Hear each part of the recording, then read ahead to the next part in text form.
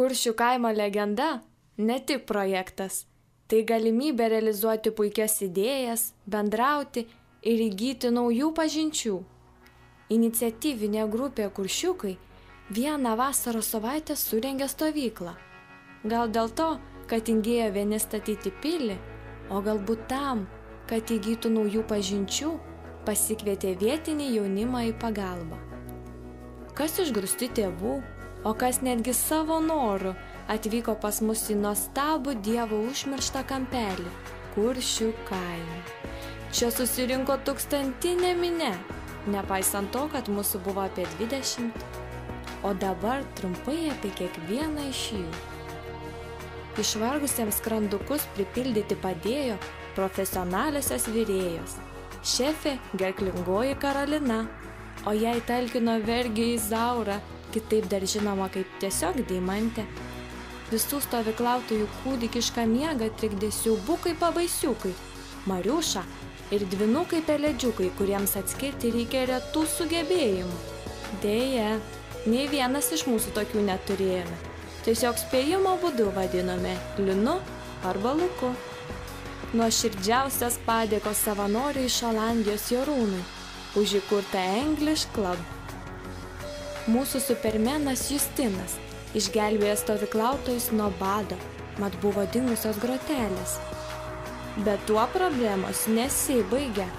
Buvo sunku susitarti su dėde Laužu, tačiau profesionalioji padegėja Raimonda padėjo jį įkalbinti išvirti arbatos. Stovyklos sukvedys Marius mus erzinė skambia pjūklo daina. Pilies statybai vandenį parūpino ir gyvenimą pasaldino bitelė Karolina, o Romeo Dovydas ir Džiuljeta Monika per daug medaus prikopinėjo ir meilę užsiminėjo. Brolužėliai Dovilėliai Andrius ir Karolis akmenėliais nešini link pilies tipeno. Ten Laurynas smėlį kasė, Giedrė vandenuką pylė, o Rutukė švelniai jį tapšnojo. Žinoma, kad tvirtesnė būtų. Prie darbščiųjų rankelių ir kojelių klubo prisidėjo ir Ivesta, visuomet dovanojanti skambų juoką. Na, visam šiam paradui vadovavo smėlio karalienė, ponia mama Kuršienė, Eglė. Ir ryšio su civilizuotu pasauliu palaikytoja, vairuotoja Urtė, be kurios nebūtų nei ką virt, nei su kuo dirbt.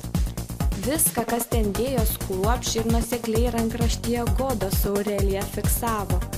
Būtent šie raštai ir neleido jums sumeluoti.